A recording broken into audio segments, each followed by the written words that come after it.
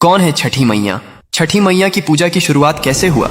जब सृष्टि की शुरुआत हुई तब ब्रह्मा जी ने अपने कमंडल से जल उंडेला और सृष्टि का निर्माण प्रारंभ किया, लेकिन सृष्टि अधूरी थी। पुरुषों के बिना स्त्री शक्ति का अभाव था। ब्रह्मा जी ने स्वयं को दो भागों में विभाजित कर लिया, एक पुरुष भाग जो सृष्टि का आधार बना और दूसरा स्त्री भाग जो प्रकृति देवी के रूप में प्रकट हुई।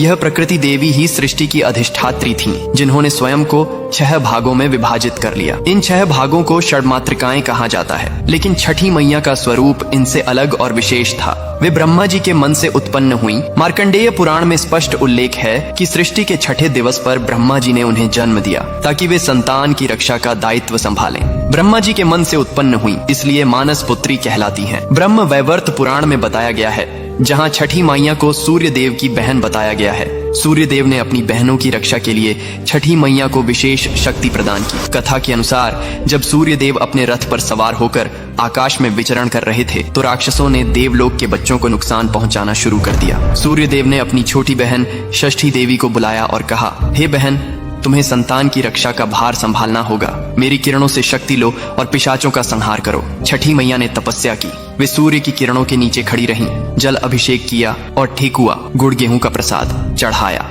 उनकी तपस्या से प्रसन्न होकर सूर्य देव ने उन्हें अमृता और रक्षा शक्ति का वरदान दिया। पिशाचों को हराकर बच्चों को बचाया। इस कथा से छठ पूजा में सूर्य और छठी मैया की संयुक्त पूजा की परंपरा चली। पुराणों में कहा गया है कि छठी मैया बिल्ली के रूप में भी प्रकट होती हैं, क्योंकि बिल्ली माँ की तरह बच्चों की रक्षा करती है, रात में जागती रहती है और खतरे से पिशाचों को हराकर बच्चों को बचाती है। इसीलिए उन्हें छठी मैया कहते हैं, जो छठे दिन जन्मी और छठे दिन पूजी जाती है।